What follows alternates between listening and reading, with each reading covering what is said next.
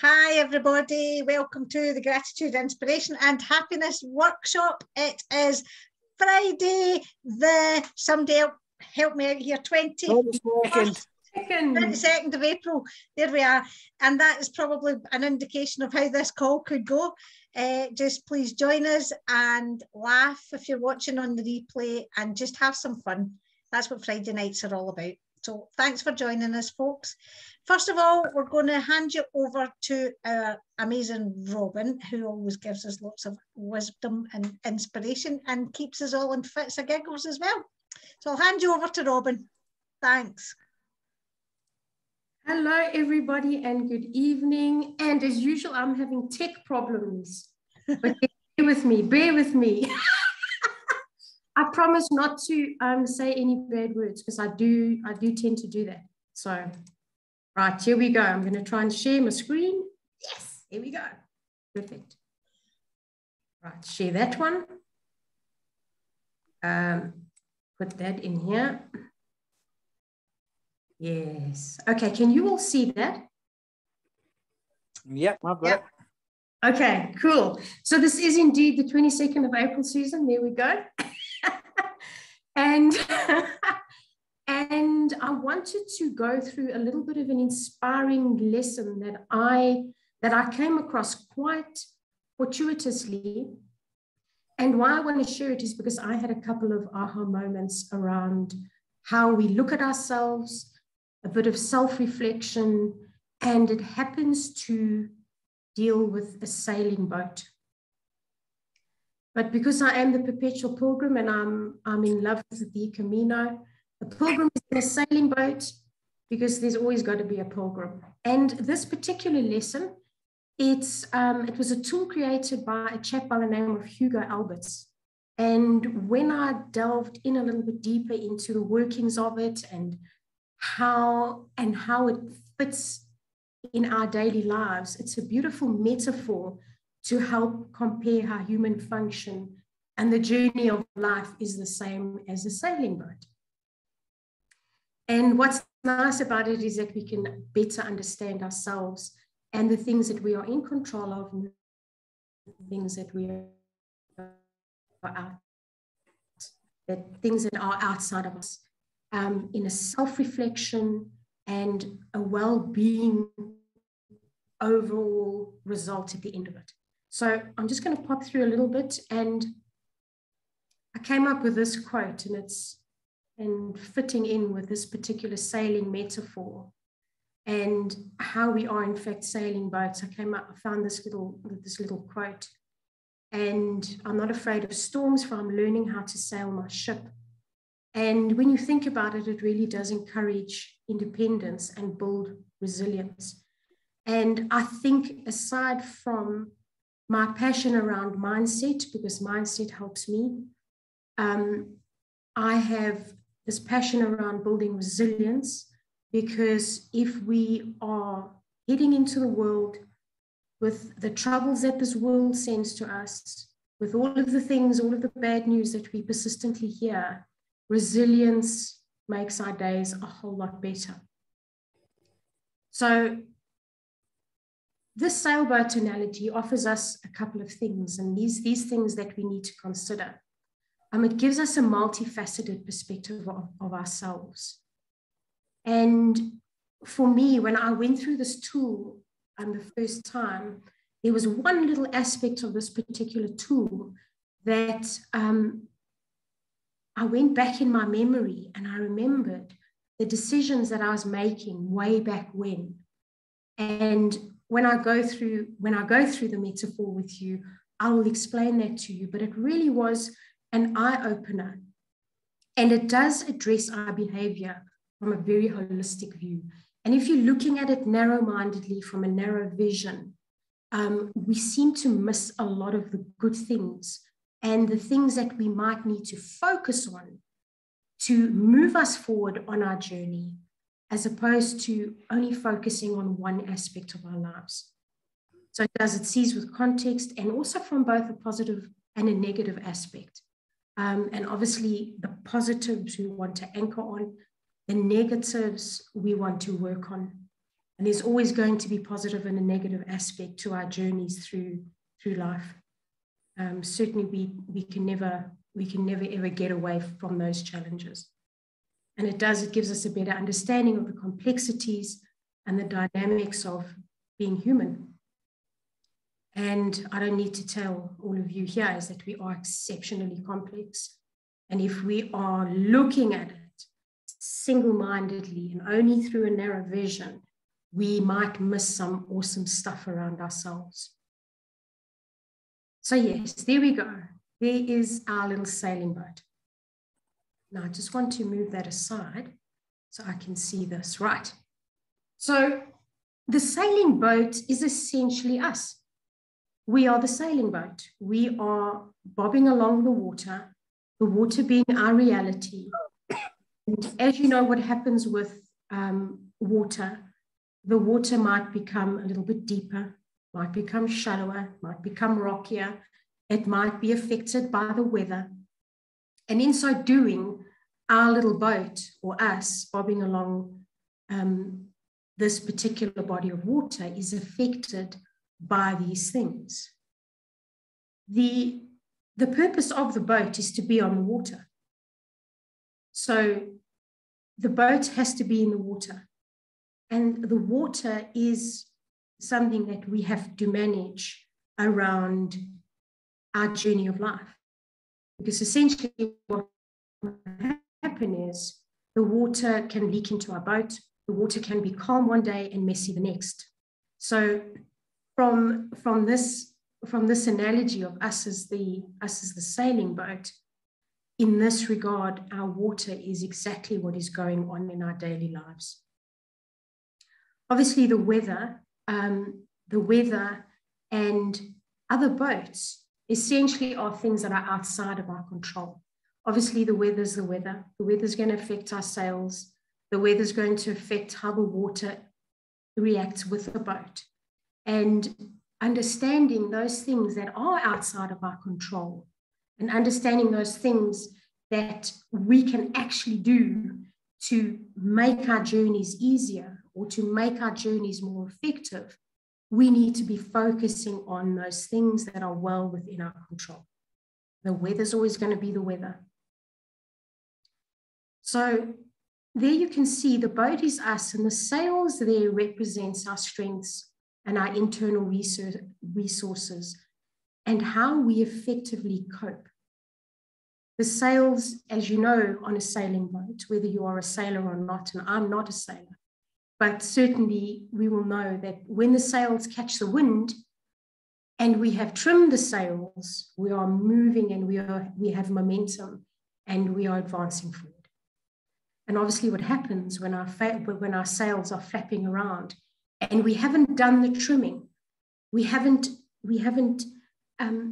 made sure that those sails are in the exact place to catch that wind, we are left languishing. And in the same way, what happens very often is that we tend to very much not look at our strengths.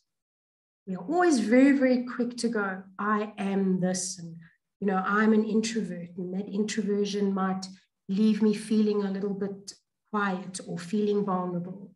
When we start to look at the strengths of those characteristics, the strengths and the resources that we have, we develop resilience, and then we start to have effective coping mechanisms. When we are able to go, okay, things are not working very well, I need to focus on my sails. I need to focus on my strengths at this particular moment. And I know that you will all know that when we are in that position, when we are not coping very well, that is exactly the time for us to do a strengths audit. Write those strengths down, make sure that you are celebrating those strengths about yourself so that you are always making sure that those sails are effectively trimmed. There's the compass on the yacht or the sailing boat. And these are our internal feedback, the feelings and the emotions and our intuition. Now, in the lesson, that internal feedback was things like our failures. How does How does a failure make you feel? And when we start to flip that around as to being, it's not a failure, it is feedback for us.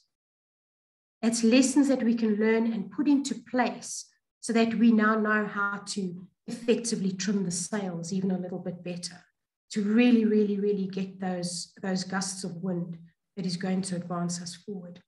Our compass is our feelings. We know this. And, very often we can sit down and we can say, my internal compass feels like it's off, or it's not working very, very well. These emotions and that intuition that we have needs to be addressed. It needs to be addressed in the same way that we'll address the sail and our strengths. Because when we are managing from an emotional perspective, asking ourselves why we are feeling this and not dismissing it gets us a lot further along the journey in a far more comfortable manner when we are understanding exactly why we are in that particular state of mood. The steering wheel, very obviously, our needs and our values, and that steering wheel directing us to meaningful life. I've spoken about core values before, and I'm very, very passionate about core values because core values have changed everything about how I see things. It's changed everything about the decisions that I've made. That core value, my core values happen to be freedom and adventure. And I've said it before, those things, when you are working towards those things, leads you to a meaningful life where you are able to understand the direction that steering wheel on your boat needs to be in, which in turn affects the compass, which in turn affects the sails and how you need to trim those sails. Now, this was a little bit of the aha moment for me when I was reading through this little tool, is about the leak in the boat. Because we can change the environment around us. We can direct the boat into calmer waters. We can direct the boat into dry dock. We can direct the boat into any type of reality, any type of water or body of water. It doesn't matter. If we are not addressing that leak, whether we are in stormy seas or whether we're in the calmest of waters, that leak will be persistent, and that leak will eventually lead the boat to a different outcome, obviously, and it will sink. And for me, I remember moving in my corporate position so often. It was always a move, and my answer was always, well, I've done what I've needed to do there, and I need to move on. And then I'd move on, and then I'd go, well, I've done what I've needed to do there. It's now I need to move on. And when I saw this particular analogy, I realized that my leak was in fact the life that I was leading that wasn't aligned with my particular core values. I felt that my freedom had been, I couldn't experience my freedom as well as what I could. So it doesn't matter if that boat can be in any environment. It doesn't matter if we are not dealing with our weaknesses, and if we are in a position we are coping ineffectively. We can change everything around us, but that leak's always going to be there. And I think this, primarily for me, is the biggest lesson, is that the boat is us. We have to have those sails aligned. Our compass needs to be addressed. Our steering wheel needs to be tipped and turned and assessed as to which direction we are going in. And of course, our weaknesses need to be understood very, very clearly around what the issue actually is. Because otherwise, the weather, our realities, our destinations will never actually be met because of that particular persistent issue. And of course, we have other boats on the lake as well. And those other boats are people. People being the people in our communities, the people outside of our communities, the people that we will be engaged with, the people that we might do business with. And there will be boats that bump into us. There will be boats that sail alongside us, that help us through the stormy weather. And it's understanding how our boat fits in with the other boats around us, and who are those boats that are actually effectively helping us along our particular journey. The goals and the wishes being our destinations.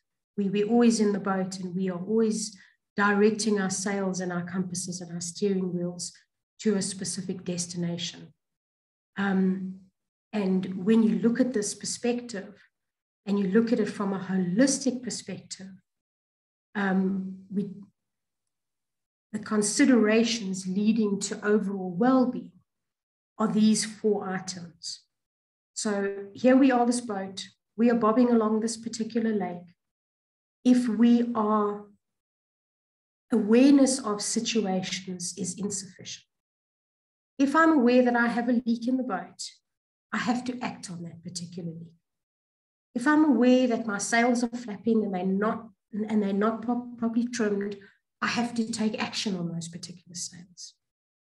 Same with our steering wheel. We certainly cannot be aware of issues without moving ourselves to a place that we are aligning with our core values and leading a meaningful life. And then, of course, balance. Balance is, everybody says it. We have to find balance in everything. Again, we have to consider every single element of our boat. We cannot just look at the sails, and we cannot just look at the leak, and we cannot just look at our compass. We cannot just look at them from a very narrow perspective. We have to look at our boat as being one unit, and all of these aspects feed into that one unit. Attention has to be given to all of those elements.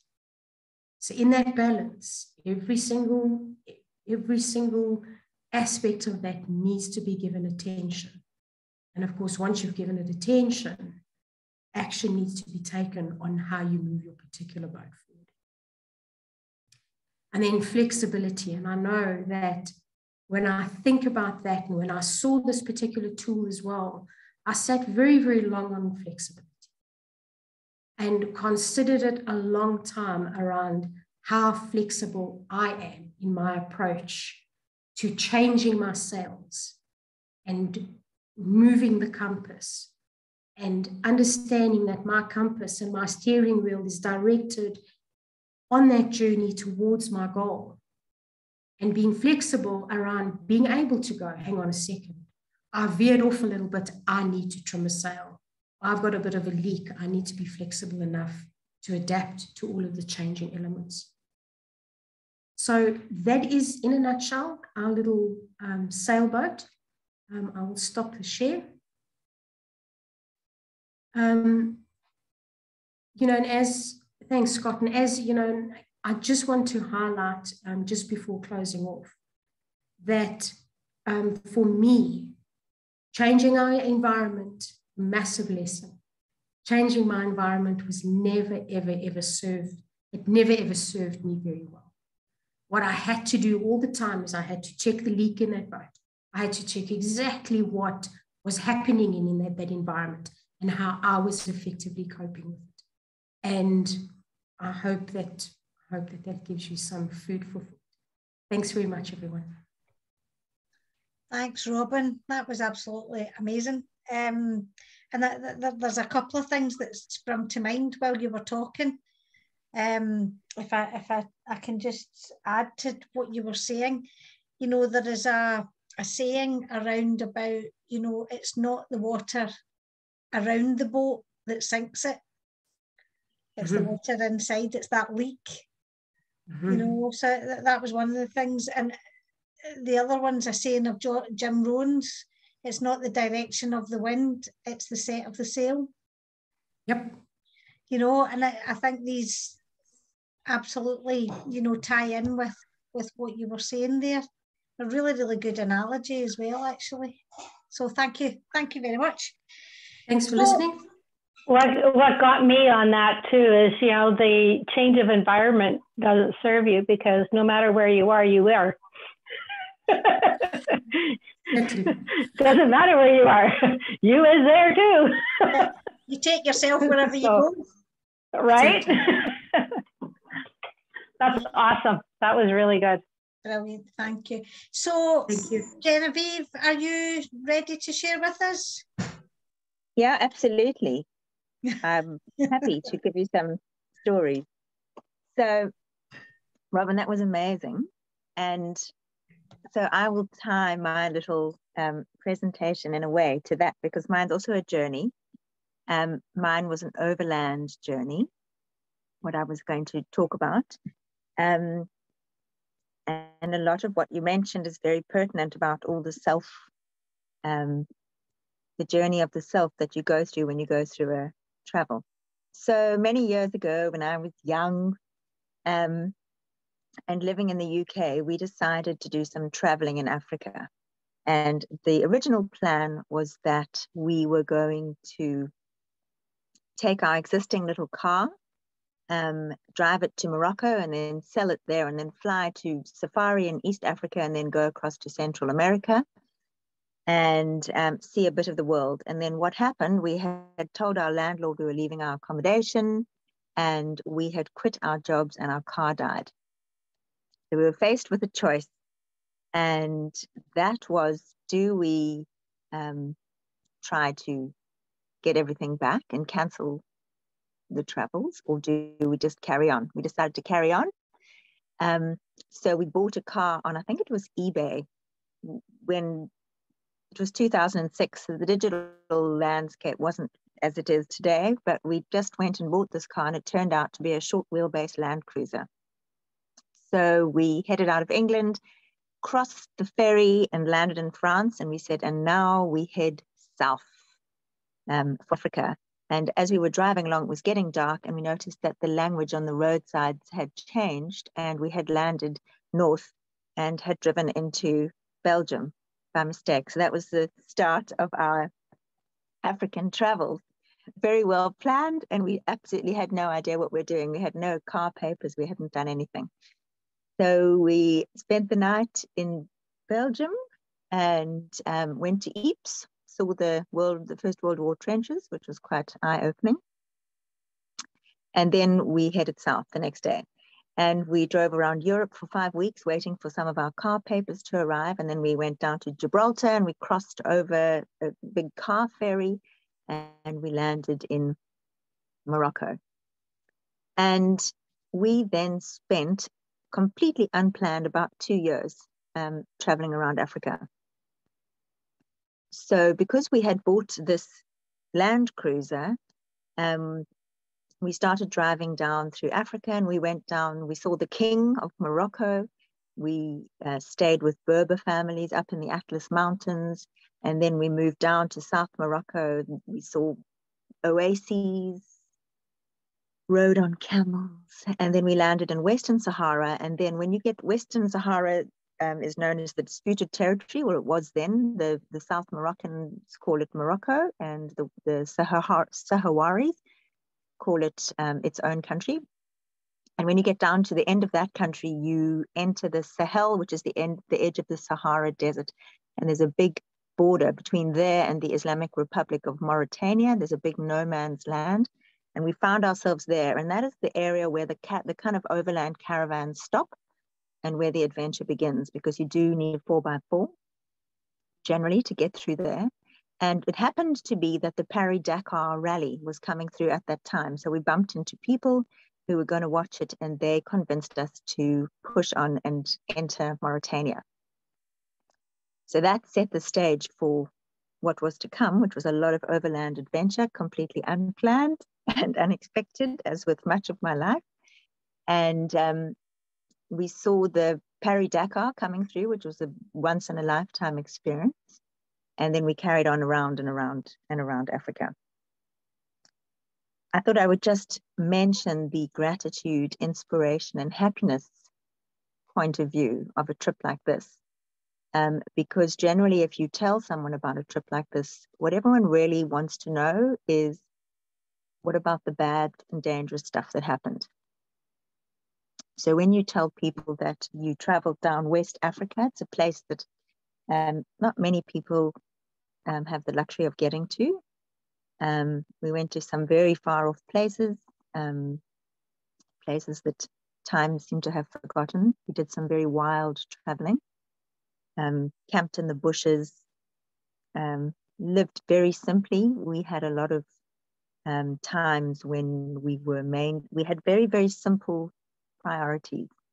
So thinking of Robin's sailboat analogy, we needed very little. We needed to have enough water to survive. We needed to have enough diesel to survive. And we needed to avoid malaria, and we needed to know what was going on in countries, political unrest and elections and things like that ahead of us. We also needed to avoid the rainy season, because then parts of Central Africa become impassable. The roads flood out, and then you get stuck in various areas. So it boils down to very simple things. And it's a bit like the sea all around you, a bit like the weather. And then the other boats, well, it was just the chap who's now become my brave husband, spending 24/7 with someone in a car in some quite extreme situations. Those are your sailboats, so you're constantly bumping into to that particular sailboat. You can't control most of what's going on around you, and your focus becomes very, very narrow. And without wishing to over dramatize, a lot of it is actually about survival. So we probably lived on tomatoes, bread, and tuna for much of our trip. We drank water. We drank absolutely no alcohol, because a lot of this country's alcohol is not allowed anyway. Very simple, very clean living. We often went to bed at sunset. Sometimes that was 5:30 in the afternoon, and woke up at sunrise, whenever that was. But we had one or two bad experiences. But having spent 2 years traveling around Africa in countries, wild parts of countries, overall, it was a most positive experience. And the gratitude I have is for, firstly, the ability that we had to do that. The many, many incredible human beings we met along the way, who offered us bread, offered us places to stay, gave us water when we needed it, who helped us, dug us out of holes, helped us build bridges across rivers, listened to us, offered us, offered. Just, we had so much generosity and gratitude for this once in a lifetime experience. Seeing the gorillas in Rwanda, seeing the graves from the genocide in Rwanda, going to places in the Ethiopian highlands. There's a place called Lalibela where these churches have been hewn out of rock, solid rock. Churches have been cut down into the ground. Incredible works of feats of architecture. We went to Serengeti. We went to Ngorongoro crater. We saw the Rift Valley, which was fascinating. That's sort of often referred to as a cradle of worlds when mankind.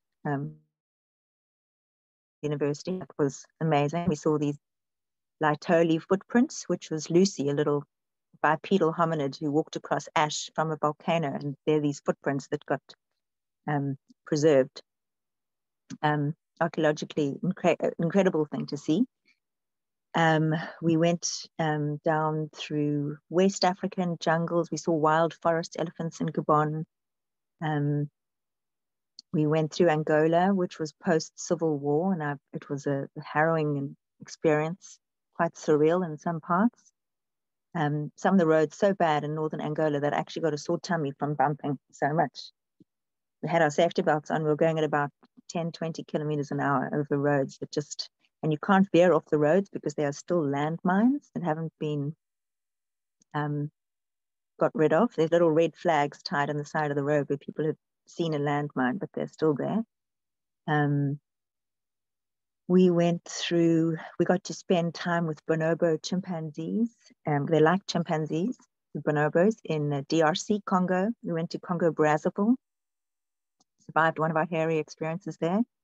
Another hairy experience in Nigeria, but an incredible country, the most amazing people. We saw wildlife, and then for inspiration, inspired by this rugged beauty of these wild places still in Africa, a very, very ancient landscape, inspired by the generosity of the people that we met, inspired by the colors of the fabrics that are sold in marketplaces, and the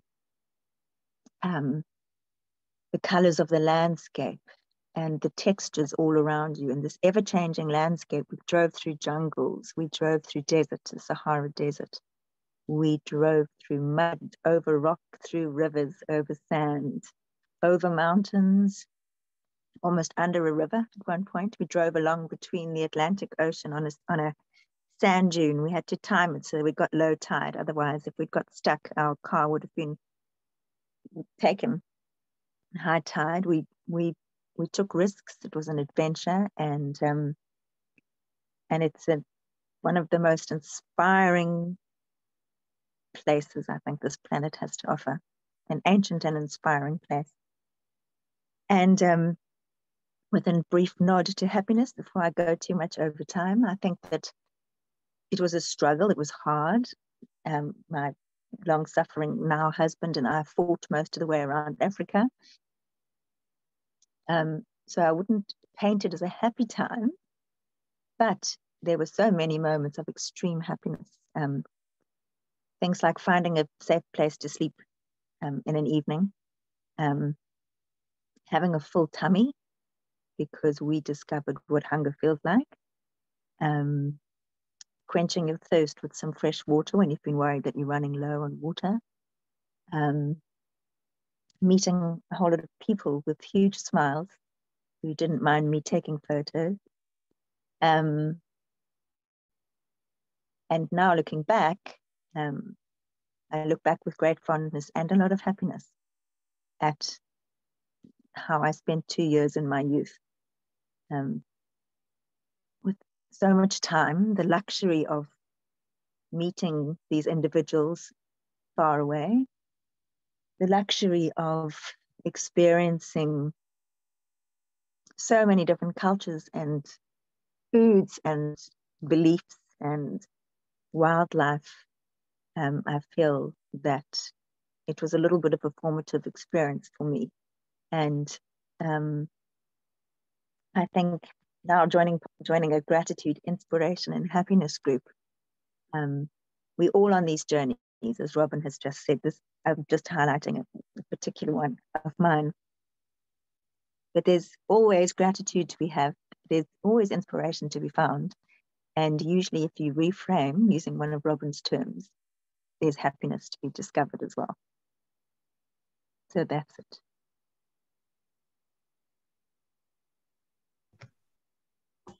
Wow. Is anyone there? Amazing. Absolutely breathtaking. Genevieve, there has to be a book in there. Yeah. I actually wrote a book when I was pregnant to get rid of my morning sickness, an unpublished book somewhere. And then ate it. Right, sorry, I cracked a joke there, but you actually wrote a book. Did you publish it? No, I don't know where it is. Somewhere. Yeah. Oh, you got to find it, and that's amazing. That is amazing. It's actually about a personal journey, but with the parallel of the trip we just done. Mm-hmm, mm-hmm. Oh, absolutely. I'm on my phone, so I can't really see anyone. I can just see myself. All right. Well, we're all sitting here kind of wide-eyed. Genevieve. What a fascinating and terrifying story, I think, you know, to have the courage to do that. But probably you found yourself in situations that if you thought about beforehand, you wouldn't do it. Yeah, I think that's probably true. I think that's quite true of a lot of things in life. Well, in my life. Thank you so much for sharing that. Really appreciate that. That's Yeah, that's really quite moving, actually. So I'm going to hand over to Kellyanne. Okay, I'm going to screen share. And I guess the theme is sort of like journeys and the tools of metaphors. And what I'm going to share is something that I wrote a while ago, but I managed to play with it. And I think anybody who's okay, where am I here? Anybody who has who I've associated with over the past little bit has gotten to know me as I'm a very audible person. And I managed to put one of these metaphors into a short story. I'm all about short stories. Short stories come to me. When they come to me, they end up being almost completely unedited because they are perfect as they come out. So this one was given to me as well, spiritually given to me. And it's sort of, if you look at our transformations and our journeys, it sort of defines it for a lot of people. I think everybody's going to get something different out of this. I managed to actually put it into a film. So there you go.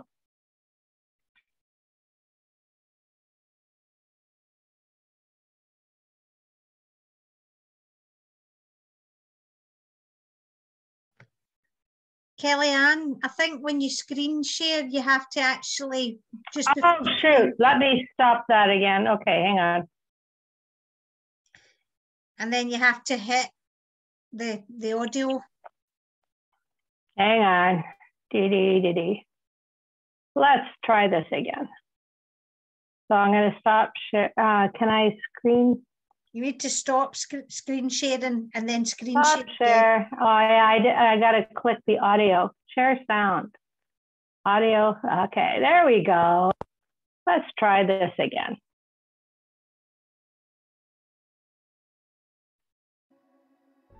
Did everybody hear it now? Metamorphosis, a short story by Kellyanne Mattis.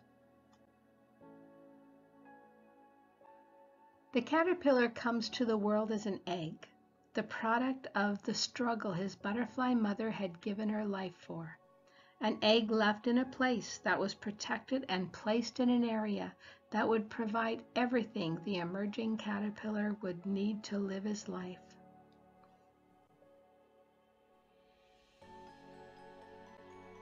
As he emerges from his egg, he looks around and sees the shells of other eggs.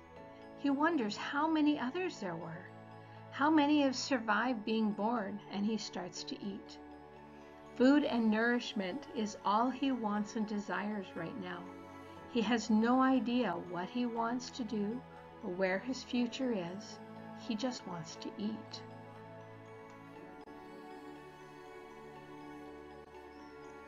A beautiful winged creature landed on the leaf beside him. He looked up in awe. Never in his life had he seen anything so beautiful. It looked at him and smiled. He felt the love from its eyes, a look that planted a thought deep down in his soul.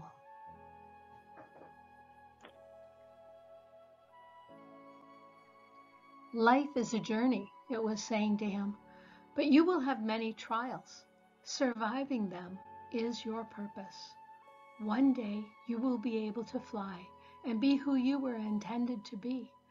Then you will be able to create more like you, and your life will be fulfilled. You will spread joy to all who see you, and you will pass on the message of hope to the next generation.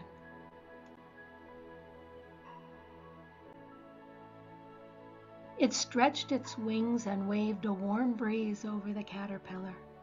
Be strong, little one, and live. With that, the beautiful winged creature flew away.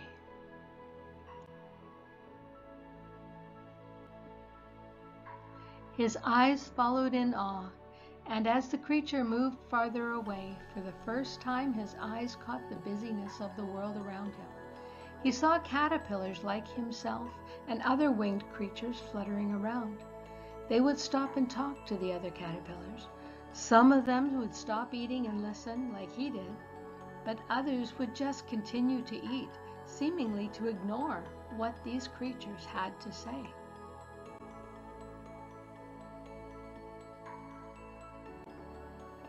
He noticed as well some of the winged creatures moving under a leaf. He saw them deposit clusters of little eggs, just like the ones he came out of. He realized then that the winged creature was speaking truth, and he was part of something much bigger. The thought planted in his heart began to grow, and he started to eat with purpose. As the days went on, he grew bigger. Screeching filled the air on a regular basis. He knew only to hide and stop moving. Seeing the sharp-beaked hunters take other caterpillars from their places as they munched, sharpened the desire inside him to hide and survive. The words of the butterfly raced through every cell in his body. Be strong and live. The bigger he got, the more tired he became. The more tired he became, the more he sensed he needed to find a secure hiding place. The more he searched, the more anxious he became. Doubting the thoughts, his desire to rest was starting to overcome him. He wasn't sure what he was looking for, but a spot opened to his view, and he felt it was right.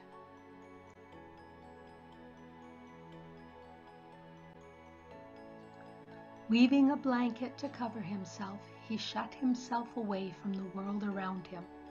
Here he rested, being quite still, but not really. He listened and learned, trusting the changes that were happening to him. Parts of it were painful, parts were not. The words of the butterfly grew in his heart until one day he just knew he was ready.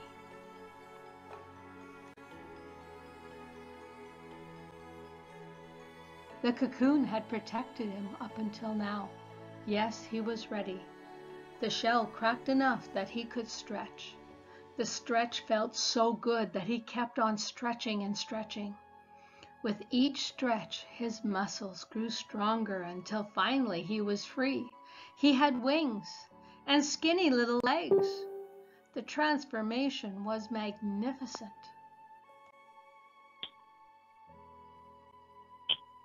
He looked at his wings and marveled at the color. He looked so much like the butterfly that had visited him long ago. He moved the muscles to move his wings. He felt the warm air that came from them swirl around him. Everything in him smiled. But was he ready? Why was he still hanging onto the cocoon? Was he really ready to leave it? With a couple of flaps, he felt himself lifting into the air. He was a bit shaky at first, but then he just flew. He looked back at the cocoon and realized he was foolish to have been so afraid. He was now being who he always was intended to be, a butterfly.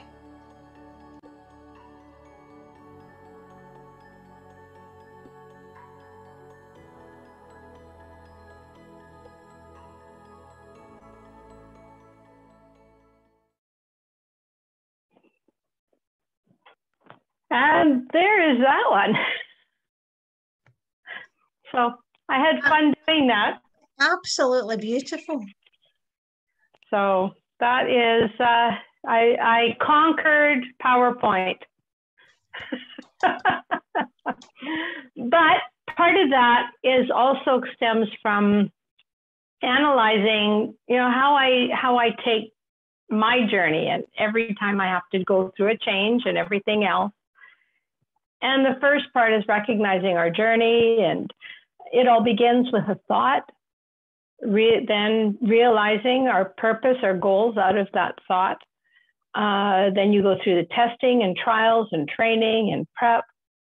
Then you go through a bit of an isolation where you got inner prep, your introspection, your focusing, your trust, and then the transformation happens.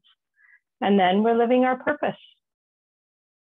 And it's like, I'm so glad you're on, Maddie, because I see this journey and how you have over this past year. And now, like, I've seen that journey in you. So it's really kind of, and I go through this with every thought that comes through, and every time I'm changing direction or changing something.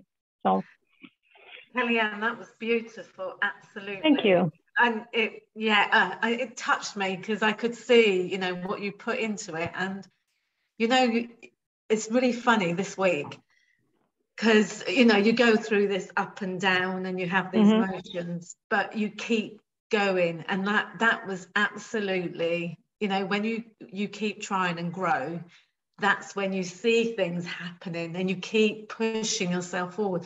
But it's like the whole thing. I'm so glad I came on because I felt a bit, ooh.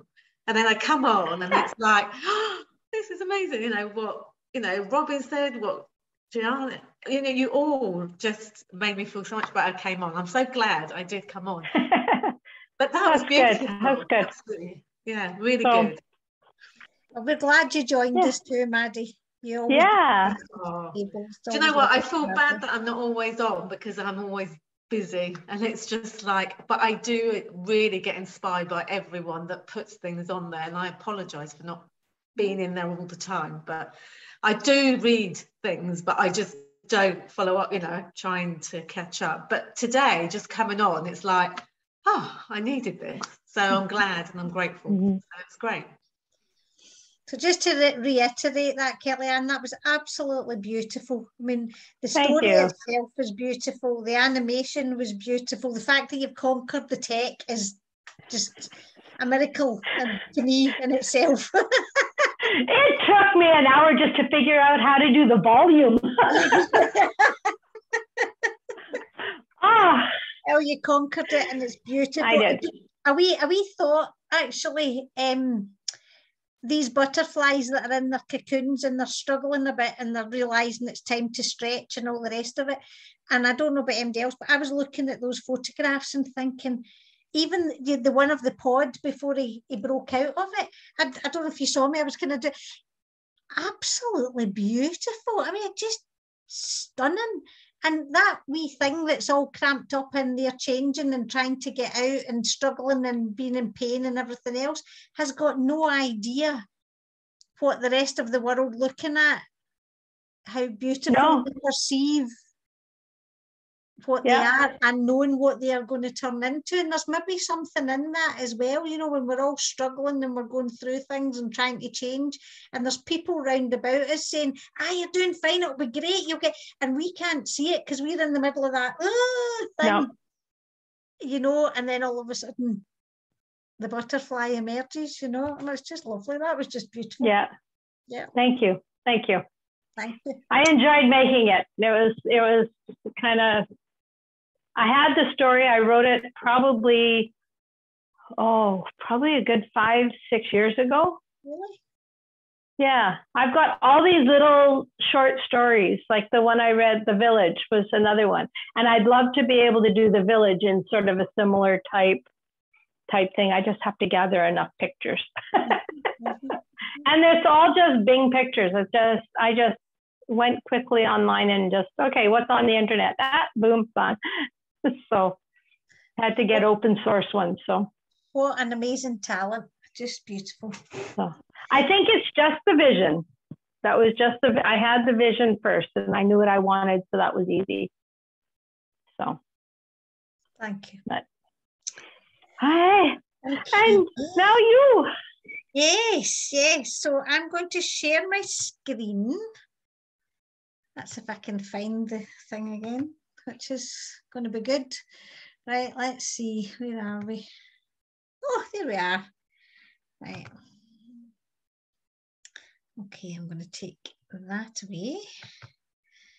And I'm going to do that. And I'm going to hit present. Just bear with me a second.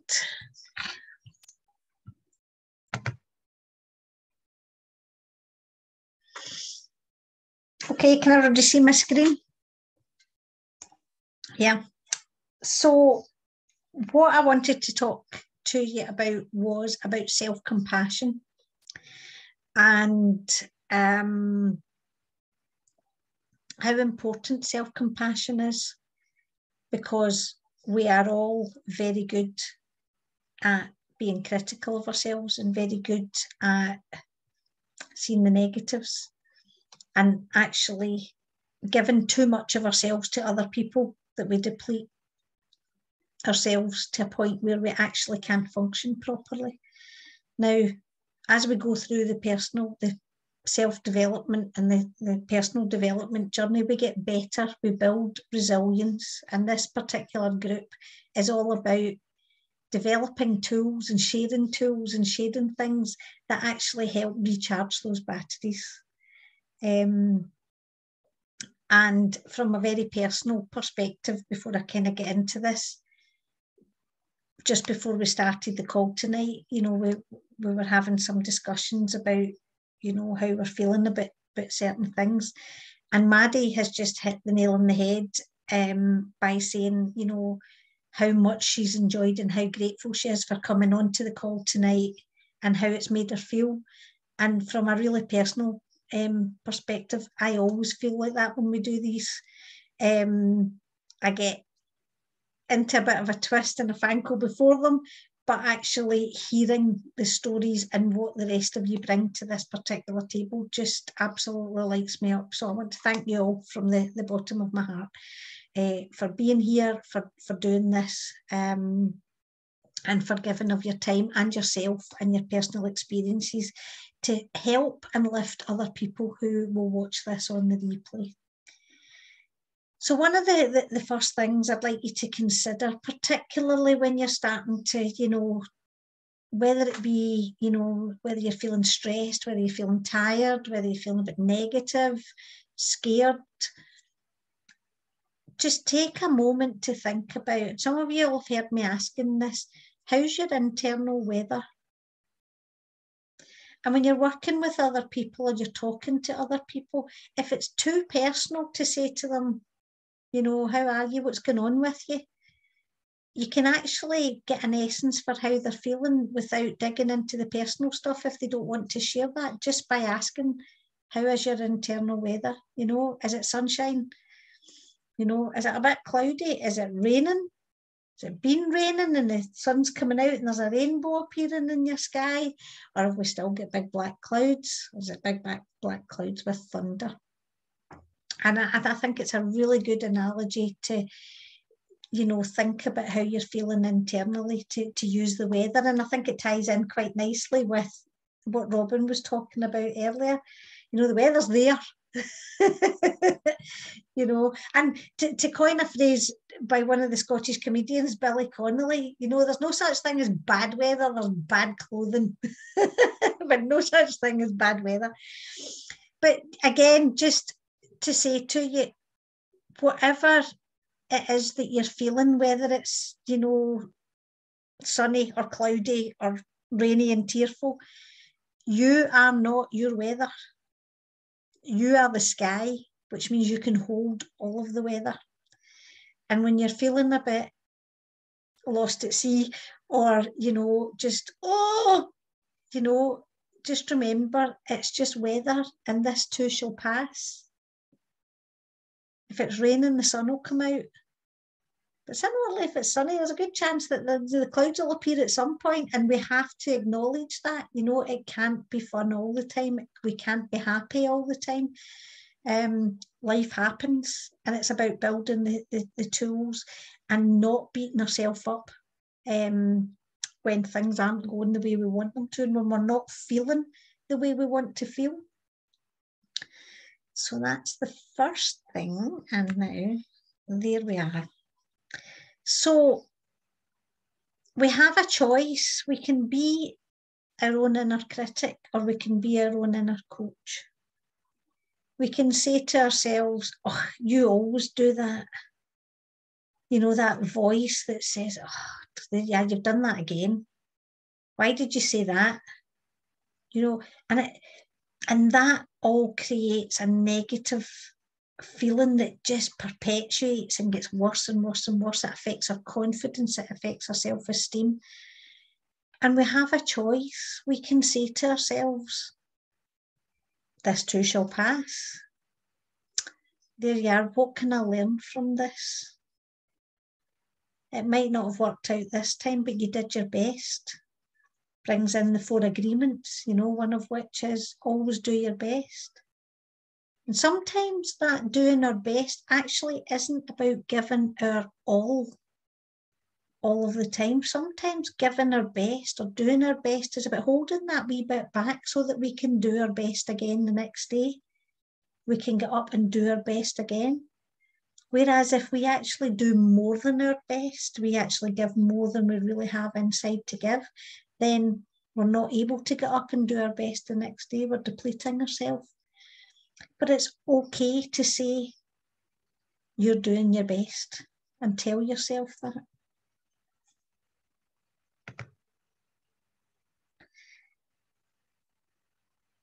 The critic and the criticised, you find often that people who have been criticised all their life are very critical of others because it's the only way they know how to be.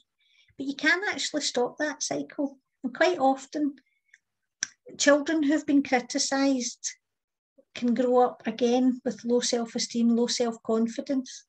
But as adults, they can actually make the choice to say, I'm not going to repeat this cycle. If I have a family myself, I'm not going to be a critic. I'm not going to criticise them and actually break that cycle. Instead, I'm going to be a soother. I'm going to encourage and I'm going to lift and I'm going to empower. And in so doing, receiving that soothing and that empowerment and that encouragement, that person then is more able to give that away. And it's back to that, you can't fill from an empty cup. You actually have to build these, what would you call them? They're not emotions, but building these tools, these strategies, these skills, this experience, so that you can then share it. You have to fill your cup with these things and you'll have to learn how to absorb them and use them and share them. And one of the ways you can do that is if you think about being your own best friend. Now, this is not, when we talk about self-compassion, it's not about arrogance and me first. And on one hand, we are saying me first because we're saying I have to put on my own life jacket first because I can't save anybody else if I'm drowning myself. But it's about coming from a place of giving, coming from a place of love and caring. It's not about a place of selfishness and arrogance and putting other people down, making other people less important. Quite the opposite, in fact. So be your own best friend. For those of you who have a best friend, how do you talk to them? Is that the same way you talk to yourself?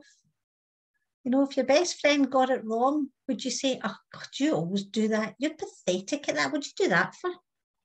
Or would you go and give them a hug and say, I'm sorry that didn't work out for you, but maybe next time you'll see that this could have happened and you've done that and you'll know how to do things differently. Or, you will offer words of encouragement and words of love and give them a hug because, if they're in a difficult place, that's what they need. They need love and they need support and maybe a wee chance to reflect, to share their feelings and bounce their ideas off you, how things could work out differently next time. But do we do that for ourselves or do we go down the, that's you again, you're rubbish at that, how do you greet yourself when you get up in the morning? right? When you walk past that mirror first thing in the morning and you get out of bed, do you look in the mirror and go, oh dear God? Oh, who's that? Or do you look in the mirror and go, morning, today's going to be a good day? You know, Mel Robbins talks about high-fiving herself in the mirror, you know, and maybe we've kind of lost some of that, and maybe we need to get back to that. Greet yourself as you would greet your best friend. Be pleased to see yourself. And again, it's not about vanity. It's not about, you know, it's about boosting yourself. I like you. You know, you're actually not a bad person. You're a good person and you do your best. You know, you give it everything you've got. You don't get it right all the time, but hey, that's okay. That's the kind of conversation you would have with your best friend. Try having that kind of conversation with yourself.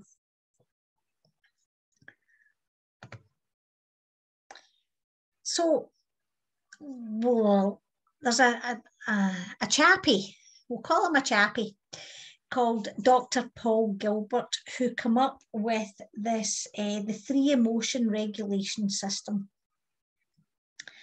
And the drive system is when you're feeling motivated and when you're wanting something, you're working towards something, and you know you're pushing on, and things are going well, and you're trying really hard. And you know the kind of scientific stuff that's going on, or the physiological stuff, is that your body's producing dopamine, and you get a hit from that, and it feels good. And you're waiting, and you're focused, and you're really, it's a kind of moving forward emotion. And then you've got the soothing system, or the soothe system, which is when you need to give yourself a hug. You know, when you're managing distress, and you're managing upset, and you're managing perhaps grief. You know, that's the time when you kind of stop, you take stock, and you be kind to yourself. You offer yourself some self-love. And you know, again, the body has a reaction to that, and it's about it produces oxytocin and opiates, and that helps to reduce your stress reaction. So in the drive system, you might produce adrenaline, depending on what it is that you're working towards and you're driving towards. The soothe system is all about actually bringing everything down to a calm state. Your threat system is when you're feeling under threat, and you start to do that and backing off. I'm better safe than sorry. It's easier not to than to try and fail. You know, it's about self-preservation, self-protection. But it's not necessarily a system that serves us, because generally when we're operating in that threat system, we're actually operating from a place of fear or guilt or anxiety. Could be disgust, self-loathing. So, you know, what you then need to do is find the tools and the pick-me-ups to move yourself. Now, it might be that you need to go back the way into the soothe system, or it might be you need to find what it is that motivates you to push you on. So I'm thinking, what else was I talking about? Was, as I said, I explained to some of you before I came on the call that I had run out of time today for my presentation. So in terms of my slides, you know, that's as far as I've got. But if you can think about what works for you and what tools that you can use in terms of self-compassion. Meditation. Now we've got Genevieve in the group, and Genevieve did a 28-day challenge, meditation challenge. That's something that I know I will go back and revisit. I dip in and out of, and I do days here and there. but it's something that's there that we can actually, if we have something stressing us, something worrying us, we can actually go into a meditative state, and that will help clear our mind and help perhaps be more solution focused. In terms of, again, about self-compassion, you can write yourself a letter. Write it as if you're writing it to your best friend. You know, acknowledge what you can do, acknowledge what you're good at, acknowledge what you like about yourself. Write it as if you're writing it to another person, but actually looking at your own strengths.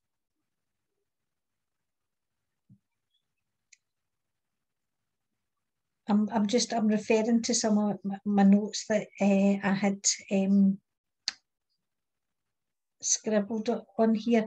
And, you know, if you look at things around your purpose in life, quite often your purpose in life will be driving you forward, but it doesn't always go in a straight line. Sometimes it gets difficult. And when you're actually planning your day and planning your week, build time in for peace, build time in for fun. If you're so busy building, you know, towards something, sometimes everything else is crashing round about you and you can't see it. And it's about, we talked about this earlier, it's about balance. Now that balance might be on a day-to-day basis, or the balance might be over the week, or it might be over a month. It might be that you say, right, over the month, I'm going to do a bit of this and a bit of that. And it's actually being aware of all the different aspects that you need. As Robin again mentioned when she was talking about her boat, you have to look after all of it. You can't just polish one side of it or patch one side of the hole. You need to patch the whole lot. But before you can do any of that, you need to make sure that you're looking after yourself, that you're refilling your own cup and recharging your batteries. And for each and every one of us, that's different. For some of us, it's about being quiet. For some of us, it's exercise. For some of us, it's been in the mountains. Some of us, it's been by the water. Some of us, it's, you know, it's been with dogs. You know, we all have very different things that recharges. Some of us like to be surrounded by people. Some of us say it's too peoply out there and I want to be on my own. You know, I can't give you you know, exact answers for all of this, because what charges one of us might deplete another of us. So it's about taking the time to assess and know what it is that works for you. Okay, so that's my wee share about self-compassion. And there's actually quite a lot of stuff. I did a happiness facilitation course a few months back, and I still refer back to the notes from that. And it, you know, it talks about self-compassion and self-love as being at the core of, you know, if you haven't got that, nothing else is going to work for you. So it is really important. And if anybody wants any more information or any other tools that, you know, they suggest, please let me know and I'll see what I can dig out for you. So the other thing that I was talking about doing was a 21-day gratitude challenge. Now, my first thought for this was to get us back on the gratitude train, where, if you remember, when we set out, you know, how were we feeling in a rate of 1 to 5, and sharing what we were grateful for on a daily basis and sharing our stones. And it was lovely. It was great fun and we all loved it. And I kind of thought about going back down that road. But actually thinking the other night, I had another thought. How about we think about something that we are either working towards, that we want, a situation that we want to resolve, whatever that thing is. Okay, now I'm not talking about I want a red Ferrari sitting at the door in 21 days, unless you think that's realistic. But whatever that thing, now it may not be a material thing, that's what I'm saying, that's why I'm kind of using the word thing loosely, but we start to actually practice gratitude for that for a period of 21 days. And what I would like you to do is, if you're willing, share what it is that you're working towards. And on a daily basis, share whatever way you are practicing gratitude for that thing. Now, it might be that you're going for a walk and you're thinking it through while you're on your walk. It might be that you're journaling about it. It might be that you're talking to someone about it. It might be that you're recording something, whatever it is you're doing. But I want you to do it consistently for 21 days. And I want to hear at the end of the 21 days whether it has appeared, it has worked, it has resolved, it has whatever it is, or whether you're further down the road towards it as a result of having done this practice. Now, does that make sense? Have I explained it clear enough? Is there anybody up for trying it? Right, I've got one. Oh, I've got two. Okay, so if you can, and if you can't share every day, that's okay, but you know, please work on it every day, and when you can, share about it, you know, even if you share about it every couple of days or every 2 or 3 days, and then you say, right, over the last 3 days I've done this and this towards my gratitude for whatever it may be. And let's just see at the end of the 21 days where that takes us all. I'd love to try it as an experiment, and perhaps in the June workshop we could maybe have a slot for actually sharing how we felt about it, whether we felt it worked, whether it did work. Okay, so that's my little share, and I'll stop screen sharing. And thank you for listening.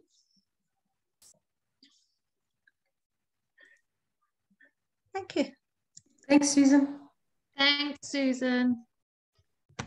So has anybody else got anything that they'd like to add to the call, or any questions or insights? Or... I love the hashtag gratitude goals. Love that. So we can hashtag them, and I love you. I've gotten into using hashtags a lot more lately. So, right. So that's it. Hashtag gratitude goals.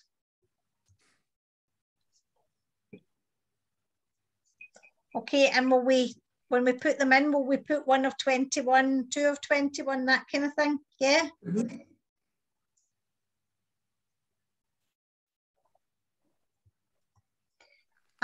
Or 1, 2, 3. Yeah, 1, 2, 3 of 21, whatever way we're doing it. Great. And when will we start? Will we start on the 1st of May? That'll be easy to keep track of. Or do you want to start now? 1st of May. Okay. 1st of May. To remember what day you're on, I find. Okay, yeah, that makes sense. Okay, and it also gives us a wee bit of time to put some stuff in the group about it. Mm. And let everybody know we're doing it. Susan, I love that be a soother, not a critic. I just wanted to say. Thank you. I was making notes when you were speaking. Mm-hmm. Thank you. And that we are the sky, not the weather passes. Mm. Thank you. Yeah. To change the subject slightly, but I did love that. Yeah. Appreciate you saying that, Genevieve. Thank you. There's actually It's kind of cool how we sort of all stick on the same, we all share, sort of, it all matches together. I love that. Mm. Susan, you know, when you mentioned meditation, something that because I've been struggling doing longer meditations, but I've been doing this course and I've just learned a bit of Reiki. I've just passed my practitioner Reiki. Oh, lovely. And people that are having a panic attacks, the amount of people that it helps, you know, to calm them down. But the meditation, you know, we just seen the presentation of Kellyanne with the butterfly. Well, we did this meditation to pass this qualification. And it was that you go up this hill and you vision, you know, you see this person and then you see this something flying, either a butterfly or what is it that you want, that you meditate over. And just you say meditation and then putting it all together. Isn't it funny that all these things are around us, but we don't realize that they are powerful. And meditation, I didn't realize how powerful it is, as well as Reiki. Now I'm learning that side of it, that, you know, 10 minutes, that's all you need, or 5 minutes. And I just wanted to say that when you were saying about, you know, the sun, you know, the weather, and I was thinking, oh my God, you know, that's it. You just got to, it's you're like the weather. So how you adjust yourself is like the weather. And yeah, I just wanted to share that because I just thought that was something. I'm meant to be on this call today, I think. I don't know why. Absolutely. All this butterfly, the meditation, the hashtag gratitude. Now that is a great idea. Hashtag gratitude goals. I mean, that's a great idea as well. But yeah, it's weird, isn't it? How you come on these things, not really wanting to, and then you come on, you think, wow. Mm-hmm. But not I didn't want to. I think no, I know what you mean. No, it's fine. fine. It's fine. As I said, just before you jumped on, Maddie, we were having a conversation about this. So no, I absolutely understand what you're saying. Yeah. Just to add to that though, like you're talking about meditation, you're talking about Reiki, we're talking about the weather. The big thing that's coming out of all of this for me is the whole, and Anna talked about it, one of our lives recently, about energy and the fact that everything is energy and everything is all around us. And you know, well, I don't know about the rest of you, right? I kind of went through life kind of just being a bit oblivious to all of that stuff. I've always had that a wee bit of intuition, and I've done that thing where I phoned my mother and she goes, "You're a witch." I was just thinking about you, I was going to phone you, you know. And I do that with a lot of people, you know, and they'll say, "That's weird, I was just thinking about you," you know. And I think there's definitely something in it. We have got telepathic connections, we have got energetic connections to one another. And you know, even talking about this call tonight, we've all kind of come at it, you know, or we've come at the same kind of topics, you know, like a big jigsaw that all fits together. And I think it's fascinating. Oh, thank you so much to everybody. So I'm going to stop the recording now.